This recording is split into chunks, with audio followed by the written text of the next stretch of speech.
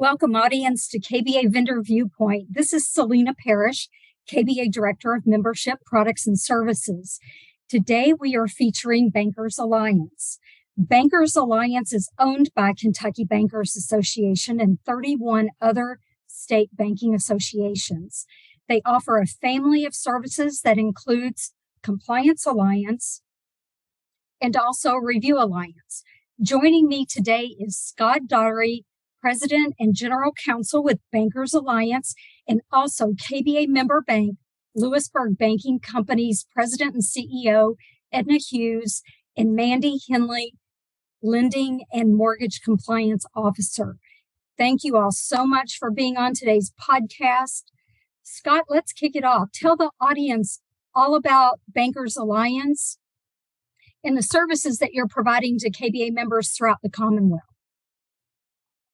Thank you, Selena. Yes, I'm going to start with Compliance Alliance and kind of give the thumbnail of that, and then we can kind of come back and talk about Review Alliance and those services. So Compliance Alliance really was started for community banks across the country.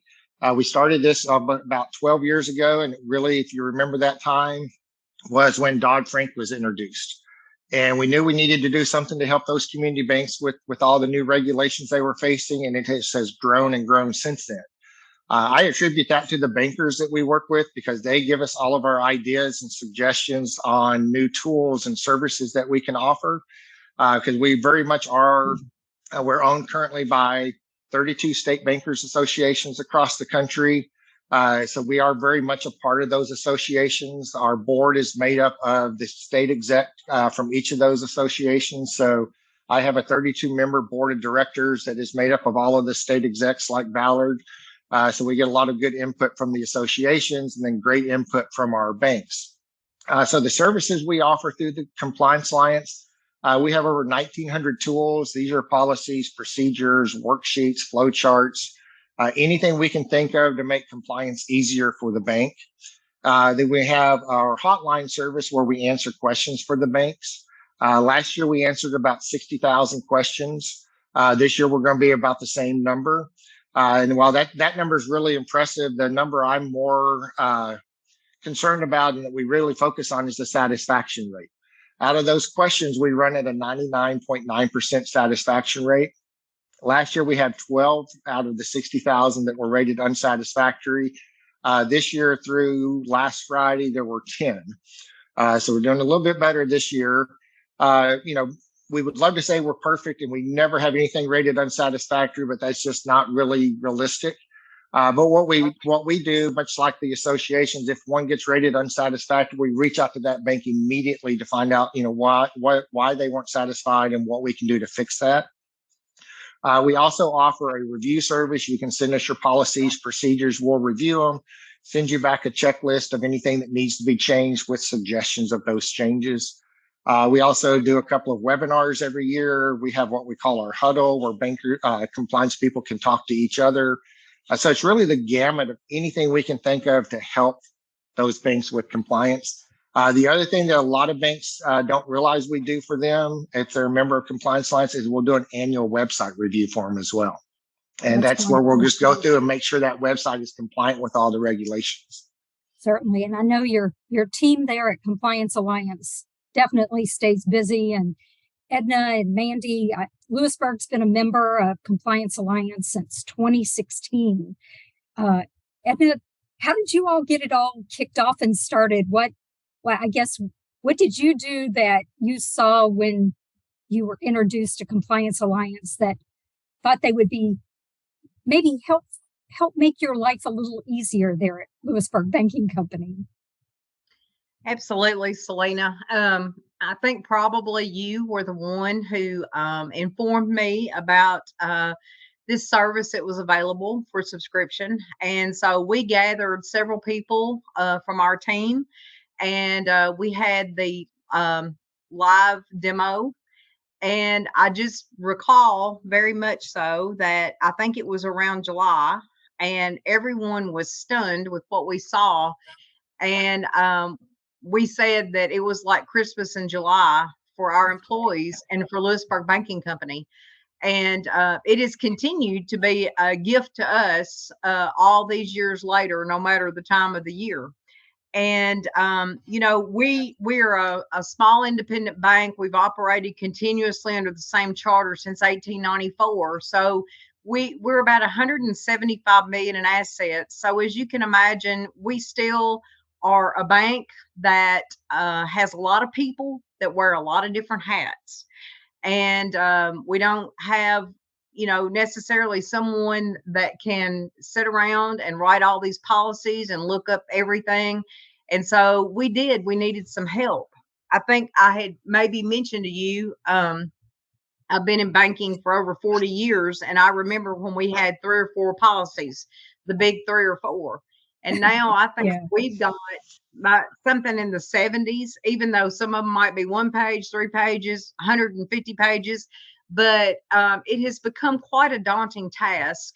And we know that regulators and auditors are looking closely at those documents to make sure that they're a roadmap for the bank and for our employees, and to make sure that we're operating like we need to be. And so by having the services with Compliance Alliance, it has taken a lot of pressure off of our employees to be able to have those resources. We were very happy to share this. We just had a compliance exam this year with the Federal Reserve, and we were happy to share this resource with them. And I think they were very pleased to see that we had something like that at our disposal.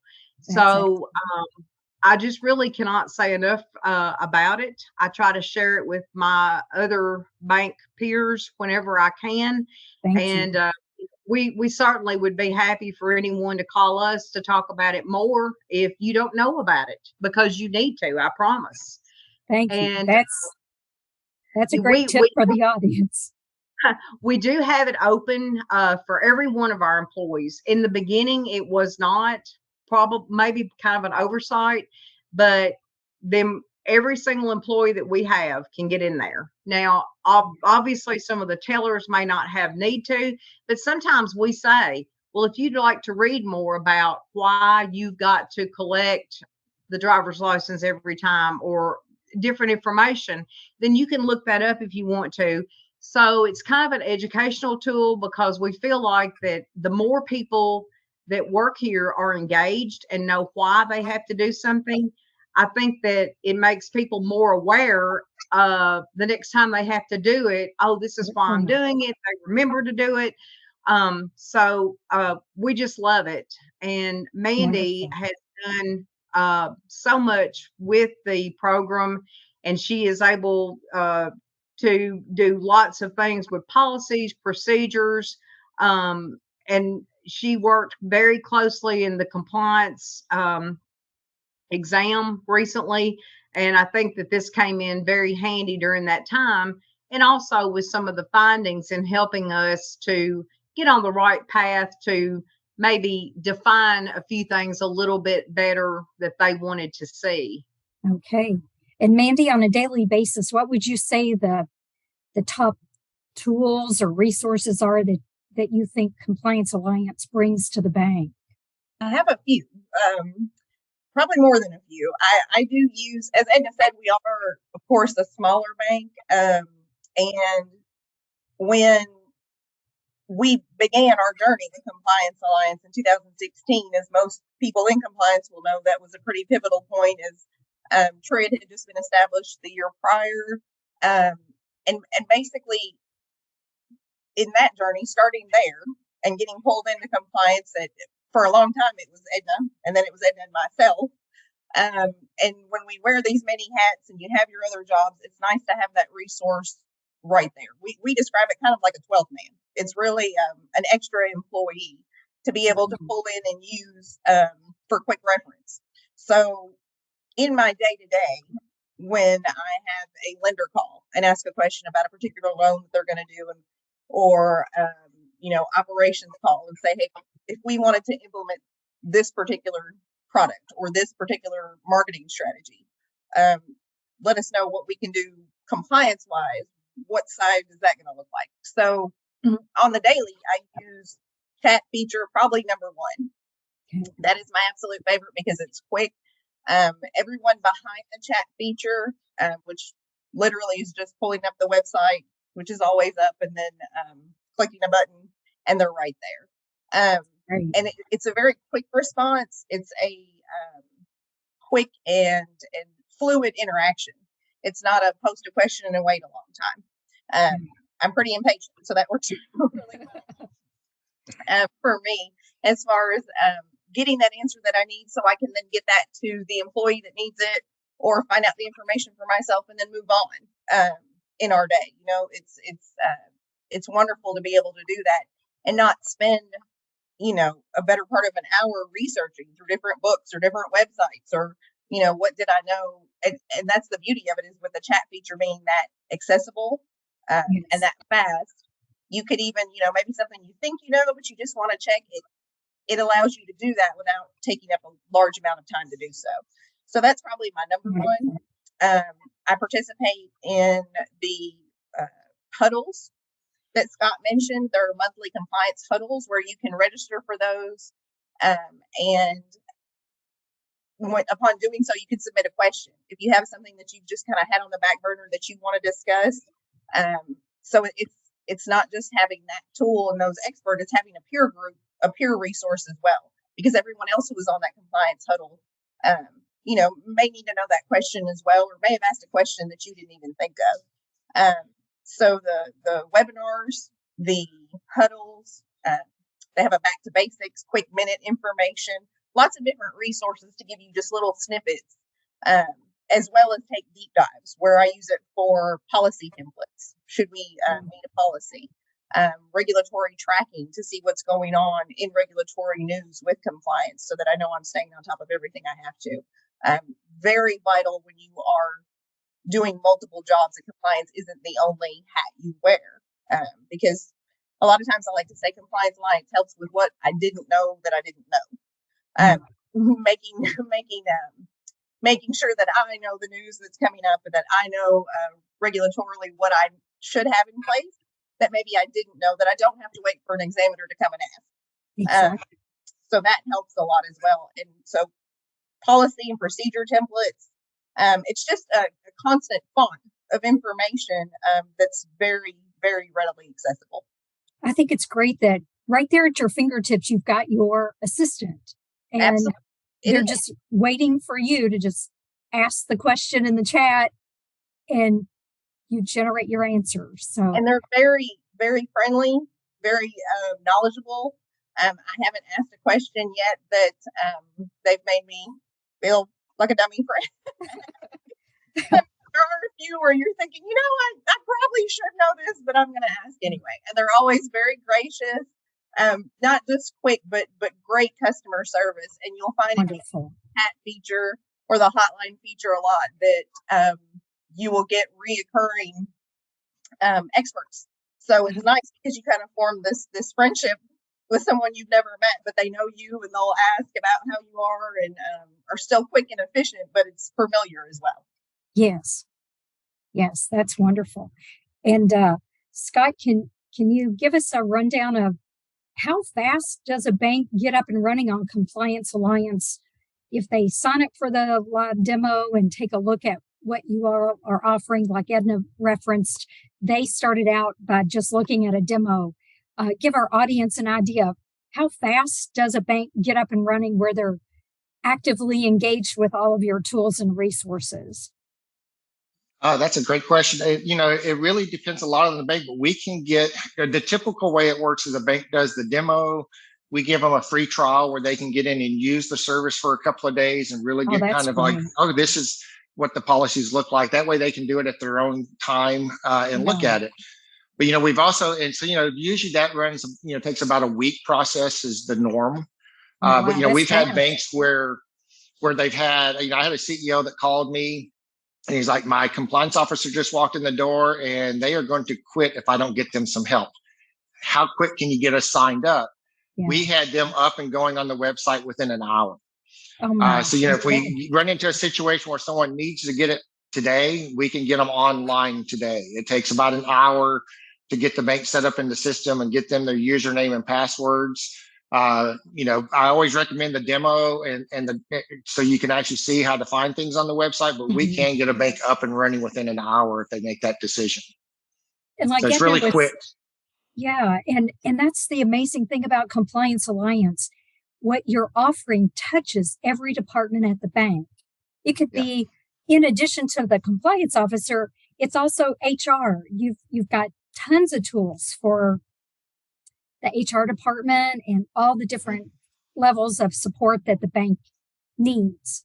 From your all's chat, and I know you've got the 800 number also for the hotline.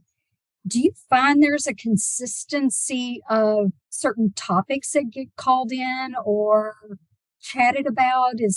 What are the compliance hot buttons that you all are dealing with right now? Yeah, they're right now, a lot of what we're dealing with seems to be focused on overdraft again, because the regulators are starting to really look at overdrafts and then the representment of overdrawn checks. So we're getting a lot of questions on that because the regulators have come back to overdraft as a big issue. But, it kind of depends on, a lot of it depends on if there's a new regulation, we get a ton of calls on that, which is expected. If the regulators start focusing on something that they hadn't been focusing on, we get a lot of questions on that of like, what are you hearing? Because, we'll have, because we have banks all across the country, we may hear something from a bank in a state where they just had an exam and we start seeing it try kind of trickle across the country. So it gives us that chance to hear what the regulators are really looking at. And that tends to be what we get. Like I said, right now it's overdrafts.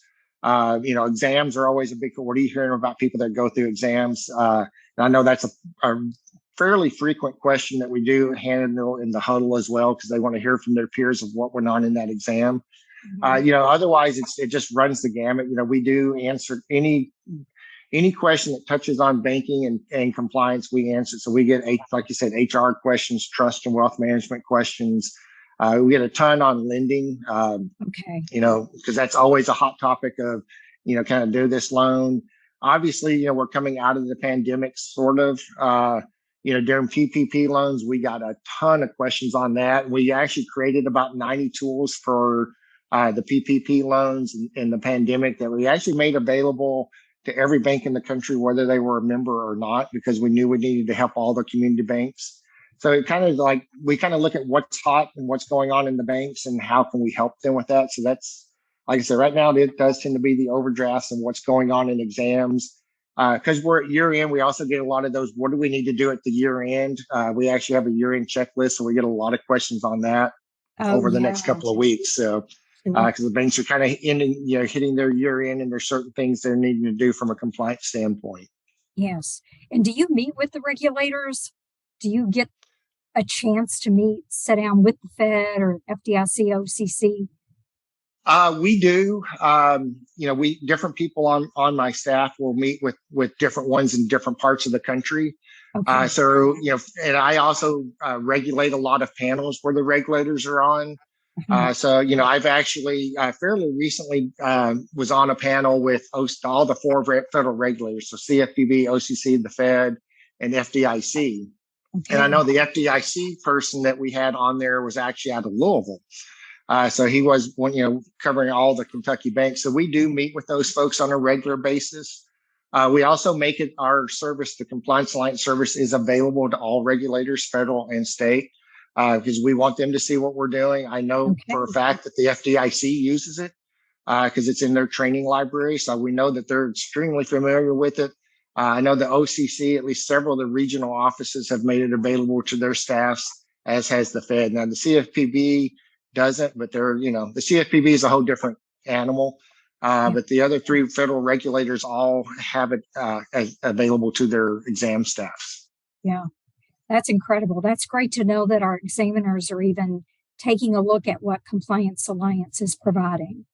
And for Mandy and Edna, with the Fed just completing their compliance exam, would you say that there was any specific hot topic or focus that the Fed took while they were visiting? Was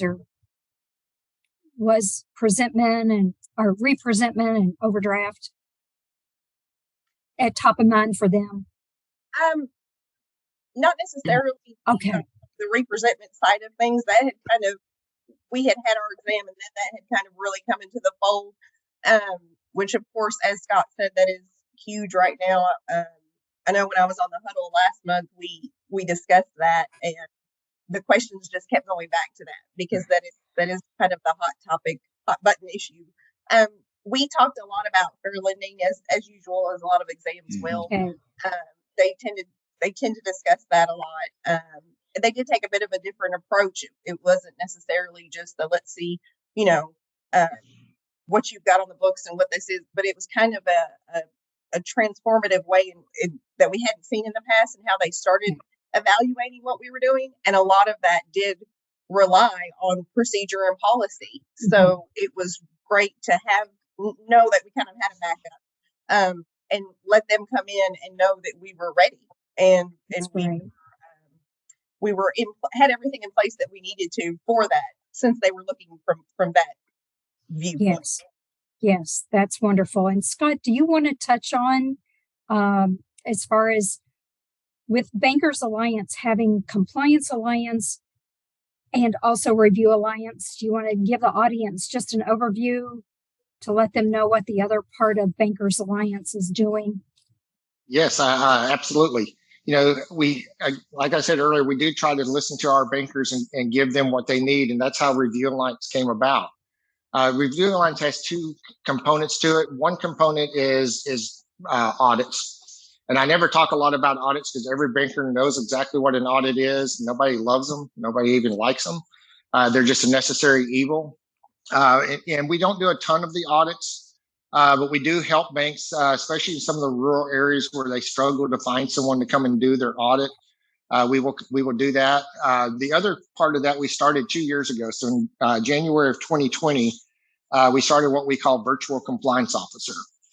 And this came about from a banker, a CEO that had lost their compliance officer, got hired away by another bank, and they could not even find someone to interview. They had their job posting for 6 months, could not even get a resume. So they asked if there was anything we could do to help. We kind of went back to the drawing table and said, how could we actually help a bank in this situation? Because it's becoming, unfortunately, really common. So we put together what we call our virtual compliance program, where we actually come into the bank virtually, but we do the daily monitoring, transaction testing. We create reports on those things for both the executive team as well as the board of directors. We chair their compliance committee, set it up if need be. We review all their policies, procedures. We'll rewrite them if need be, and just act as a resource for that bank. We'll do their CTR filings. If they have SARs, we'll help them with their filing. We can't make the decision to file a SAR, but we can help them make sure that it's done properly. And so we really kind of go in and fill that compliance role for a bank when they can't find someone. And it's become a very popular program. Like I said, it's unfortunate because those banks are losing people and can't find them. Yes. And sometimes they're losing them due to retirement, because we've seen a lot of our compliance officers are on the older side and have been in it for a long time. And when they retire after 30 or 40 years of being a compliance officer, it's hard to replace that knowledge. And so sometimes we just go in and help bridge the gap. Sometimes we go in and they've identified a person that they think would be a great compliance officer. We come in and work with them for a year and teach them how to do the job, and then we walk away. Some banks just need an extra pair of hands. Compliance officers often wear a lot of hats, and it's hard to keep up with all of it. So in some cases, we come in and we just do like their HMDA reporting for them. So really, whatever the bank has a need for, we can come in and do that. We work with small banks of $40 million bank is the smallest one we work with. They've got like 10 employees and they just need help and they need that expertise. And we bring in people that all of them have their CRCM and at least 10 years of experience as a compliance officer.